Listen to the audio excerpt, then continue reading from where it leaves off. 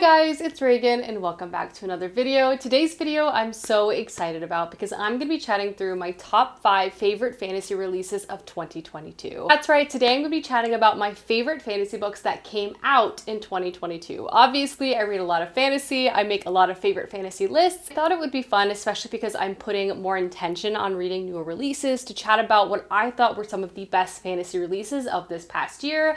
That being said, I've not read every single fantasy release that came out. These are just the ones that personally stuck with me, and I would love to hear your favorites from last year. But without further ado, let's go ahead and dive right in. Dive into the top 5 itself. I actually have 2 honorable mentions I just felt like I needed to include in this video. First book I'm going to chat about is actually a series, and multiple books came out in this series last year, and that is the Regency fairy tale series by Olivia Atwater, with the first one being Half a Soul. If you want something that's whimsical, very cute, charming, and honestly rather cozy, lower stakes with a very endearing romance with a dash of fantasy, this is a great book to check out. It is a Regency romance-centered series with fae and fantastical elements woven in. Each book in the series, in very classical romance structure, follows a new main character with new trials and tribulations to work through. But the great thing about this series is, I would say, it's just unbelievably endearing, and each book is just addicting from page 1. The first book, we're introduced to our main character Dora, who has been cursed for most of her life. And this curse done by a fae basically results in her having half a soul. Due to this condition, she finds herself kind of struggling in various social situations, and in general, she's not really interested in society at large. But at the beginning of this book, she's traveling to London with her very dear cousin because she is about to debut, and she wants to do everything in her power to ensure that her cousin gets a fantastic match. Along the way, though, she gets roped in with the very powerful, handsome, and difficult to deal with sorcerer, and they basically begin to work together to try to solve a mystery. Their back and forth is unbelievably hilarious. There's so much great chemistry and dialogue, and will they, won't they? And again, each book in this series does follow a new main character, and I just feel like it's the perfect combination of romance and magic. If you want something that is lighthearted, if you want something that is a quick and easy read, this is a great series to check out. I loved both books that came out in this series that I was able to read last year, and I will for sure be reading more books that come out as well. The next book that made my honorable mention list is The Bone Orchard by Sarah A. Mueller. If I was making a video talking about the top 5 weirdest books I read last year, this would definitely make that list. Honestly, I feel like this book will not be for everyone, but if it is the style of book that you tend to enjoy, I highly recommend picking this story up. This is a very convoluted fantasy book, and a large part of the experience of reading the story is figuring out what in the world is going on. I will also say it's a rather dark story with a slew of different trigger warnings, so please look into that before deciding if you want to pick this book up or not. But if you want something with a beautiful writing style, a very strange atmosphere, and just overall feeling kind of confused, but you like it the entire time until the end, I would definitely recommend checking out The Bone Orchard. This book has both one of the weirdest setups and magic systems I came across in the entirety of last year. This book primarily takes place in the Orchard House, which is a house of pleasure, let's call it. And in this book, we follow our main character Charm, who is in charge of this pleasure house. We also read from a variety of different character points of view of women working within this space. All of their names are associated with a different emotion, and you also quickly realize that they're all connected to each other with some type of strange magic. And again, unpacking that as a whole thing in itself. But in the story, Charm is the courtesan of the emperor, and at the beginning of the story, she's called to his bedside and he is dying. And he tells her that he believes that one of his worthless sons has killed him, and it's up to her to figure out which of his sons did so. Now, Charm, a pleasure house worker, finds herself in the center of court politics. Obviously, she's mistreated for a variety of reasons. She also is now spearheading an investigation into very dangerous people, and honestly, she has no interest in doing this, but due to the magical compulsion, she has to. This book is part murder mystery, part political thriller, part dark necromancy fantasy story. All of these components work so well together, and it overall just creates one of the strangest, most beautiful pictures I've read in a long time. I also feel like the Orchard House being the center of this book focuses characters who are normally kind of in the background of fantasy stories and in society, and I appreciate a lot of the dialogue the author decided to include around this type of work. Again, I don't necessarily think this book is for everyone. everyone, but if you love dark and sinister and very lyrical and windy style stories, this is a great book to check out and was one of my favorites I read last year. All right, now officially moving into the top 5 releases of last year that I was able to read, and I do actually have these ranked. I very rarely do ranked videos, but starting off with number 5, I have A River Enchanted by Rebecca Ross. This was another beautiful, very lyrical fantasy story that centers folklore and magic, a very winning combination for me personally as a reader. This book is set on a very strange island, an island where elemental magic sort of runs free. Here, this island is also cursed, torn apart by 2 groups of people who have hated each other for generations, and the island is also split in half, with one side of the island having very lush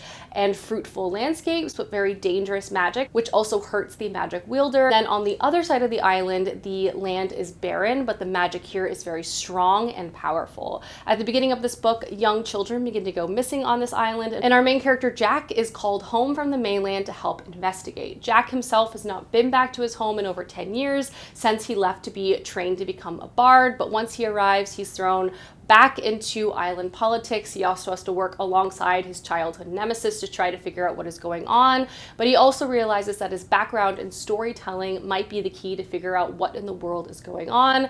This book is stunning. Just the overall writing style and concept and plotline of this book, I loved it all from page 1. I just really appreciate like picking a book up because I'm obsessed with the concept and the setting, and then actually feeling like the author followed through in execution. That is definitely what occurred in The River Enchanted. It has so much storytelling at the heart of this, wonderful characters you will love so much, so a very intriguing and desperate plotline. This book is again about magic and stories and community, but it's also about generational hatred and also the healing of those relationships. This is book 1, and there is a lot of conflict that plays out in this. It also ends rather explosively. I have the sequel on my shelf. I picked it up recently and I want to get to it very, very soon. But if you want a stunning fantasy book, this is the story for you. I loved it so much. And again, I can't say enough how great it is to have a bard as a main character. It's just an entirely different type of fantasy character to have at the heart of the story, and it worked so well. Speaking of quirky, fairy tale leaning fantasy stories, my 4th favorite new fantasy book of the year was Nettle and Bone by T. Kinfisher. I truly cannot emphasize enough how much this book surprised me. I assumed I was going to enjoy this story. Again, just based on the overall style of it. It's just something I personally tend to enjoy,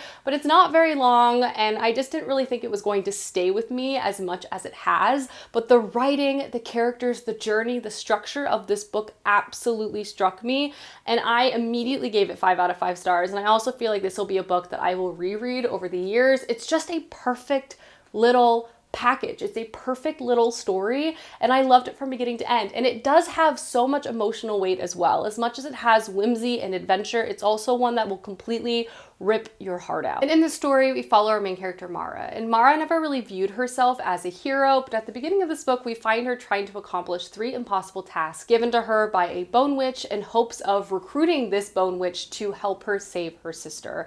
Mara is the youngest daughter of a so-so kingdom in terms of political might. She herself has kind of escaped any sort of political wrangling by being raised in a convent, but her older sisters were not so lucky. The first one was married to an evil prince and died shortly after, and now her second older sister has been married to the same prince, and she is determined to save her from this loveless and very dangerous marriage. To do this though, she starts this book again by doing those impossible tasks, which are 1, build a dog of bones, sew a cloak of nettles, and capture moonlight in a jar. The bone witch wasn't really expecting her to accomplish these things, but she does, and so begins the quest of a lifetime. See our main character Mara begin to traverse the landscape and collect lost souls along the way, in which a man who has been trapped in Fae for a long time, a fairy godmother, and a chicken possessed by a demon. All of these unlikely people create this very found family situation. It's endearing, it's funny, it's a modern classic in my opinion. It has like everything you love in a fairy tale, but it's so refreshing in its structure and style. I loved this book. I'm obsessed with this book. I feel like it takes all the conventions of a fairy tale and kind of tweaks it in a new, very modern way. delightful. Again, a super short read. Again, a super short read, but one I feel like that was just amazing. The third best new release I read last year is Locklands by Robert Jackson Bennett. This is the third and final book to the Foundry Side series, one of my all-time favorite fantasy series out there. This one I feel like is a take it or leave it in the fandom. For me personally, I do feel like this not only escalated the plot in a really substantial way, Robert Jackson Bennett also wrote really compelling combat in this and also emotionally tied everything up in the series in some bittersweet capacity, but it felt fulfilled at the end. I feel like a third book in the trilogy is always the worst in my opinion. It's really hard to write something that's compelling and a page turner, but also give you a satisfying end. And I feel like Robert Jackson Bennett was able to do that and accomplish that with Locklands. But if you're not familiar, the Foundry Side series follows a huge cast of characters, all underdogs, basically trying to take on this large insurmountable power. But the sort of main character we follow is Sansia. At the beginning of book one, you're introduced to her as being a fantastic thief, and she's hired to do an impossible job, and that is to steal a very ancient artifact, which she does, because again, she's very good at her job. But this sort of acts as the spark of creating a lot of conflict between really powerful merchant houses, because in the world of Foundry Side, 80% of the land is controlled by these massive merchant families, which almost make their own cities within the city, and all the remaining land is lawless. From here, Sansia begins to work with a group of ragtag individuals, and they kind of are trying to pull off the heist of a lifetime. And this sort of heist-centered story structure is present throughout this entire series, but Robert Jackson Bennett just kind of escalates the heist over and over and over again, making not only a really riveting and fascinating tale, but one that is really hard to put down. The star of the show, though, I would say is both the magic system and the characters. The magic system is really complex, and again, something the author builds on so well. Each installment, we really pick apart the magic and grow on it, and it builds so naturally, which is just fascinating. It makes sense too, because the magic feels kind of like magical coding in some ways. Once you understand the language of an object, you can basically go in and rewrite it. So because this kind of feels like an academic type of magic system, naturally the knowledge would build on itself and almost in an exponential kind of way, which again is sort of expressed throughout this entire series. But why this series is so good is the characters. You love Sansia, you love all the other characters here. It's dynamic, it's emotional, it's complex, their relationships platonic and romantically with each other. You will be hooked. You will be crying. And the reason why the action in this series is so intense, it's because it has stakes and you care about the outcomes that surround all of the characters who are fighting for a better world and a better future within this series.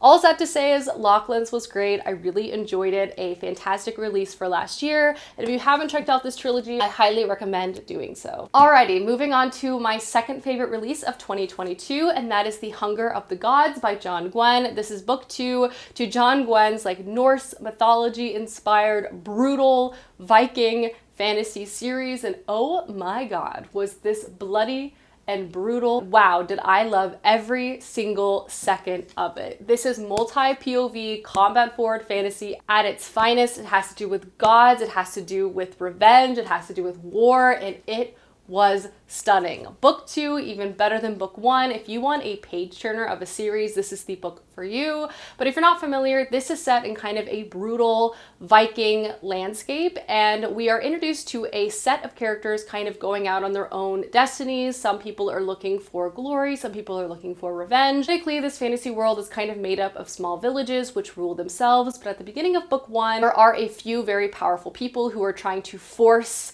unified rule, if that makes sense, which is causing quite a bit of tension. There's also warrior bands which go out and fight really powerful monsters and try to find relics of the now dead gods to kind of gain battle fame and glory. And in this landscape, we're introduced again to a slew of characters who are kind of embarking out into this world for a variety of reasons. This is like a quest structured book, but we're reading like multiple quests at the same time, but you also see how everyone's journeys and fates begin to intersect and cross with one another. Personally speaking, it's just riveting. John Gwynne can write combat so well, like almost too well. Like I believe this man is basically a Viking incarnate, because like how he describes different battle scenes, it's like almost too good, if you know what I mean. The other thing about this series that I really enjoy is the slew of different types of characters we interact with. One of my favorite characters in this series is actually a mother, and I feel like an older woman, especially a woman who is centering her identity as a mother, is a very rare thing to encounter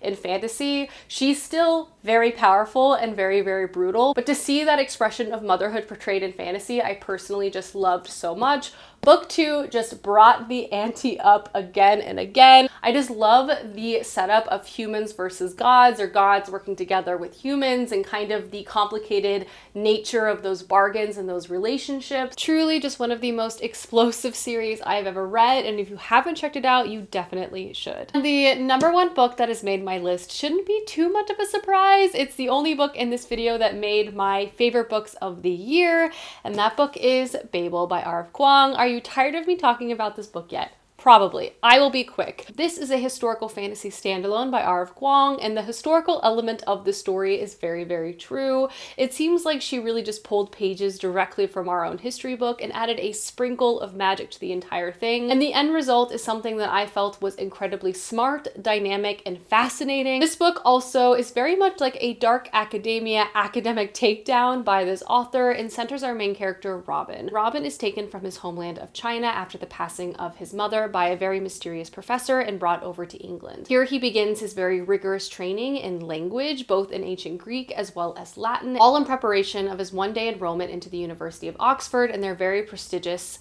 translating guild. His entire life he feels very much othered, but he's excited to finally enroll and become a student on this very prestigious campus, hoping to find a home for himself finally. Unfortunately, he quickly realizes that Oxford and academia is plagued by the same problems of society that he's experienced his entire life, and Robin struggles with, while loving to learn and loving language and loving his classes and making friends, he realizes that the establishment itself is broken, and in fact, this translators guild that he's a part of is actually upholding a lot of Great Britain's colonial interests. And by helping them and being a part of it, he is directly hurting places like his homeland. This results in Robin not only being deeply troubled and kind of struggling with his own identity in this new place, but also turning to student rebellion. This book has a myriad of themes and topics, but at the heart of it, we're following our main character, Robin. In this book, R.F. Kuang touches on things such as colonization, identity, racism, the issues with academic settings. Also, this book clearly is very deeply researched, as throughout it there's actually footnotes where R.F. Kuang is directly referencing different pieces of literature. I feel like this book does a lot of things very, very successfully. The plot itself is absolutely entrancing. There are so many topics that you honestly could have an individual book deep dive on. But honestly, I feel like she was able to successfully bring all of these deep and heavy topics together and center it on a very likable and complicated main character in Robin. I really enjoyed this book. Obviously, I gave it 5 out of 5 stars. I have an entire reading vlog documenting the experience on this. It's also a standalone, which I feel like can be kind of hard to find in the genre. And in my opinion, of the fantasy new releases I read last year, this was my favorite. Alrighty guys, those are my top 5 favorite new fantasy releases of 2022. Again, please let me know down below some new releases that you loved last year, as I would love to know. Personally, I did not get to the Lost Metal, which kind of breaks my heart, but I do plan to get to it at the early parts of this year. Anyway, I hope you guys enjoyed this video, and I will see you soon with another one soon. Goodbye!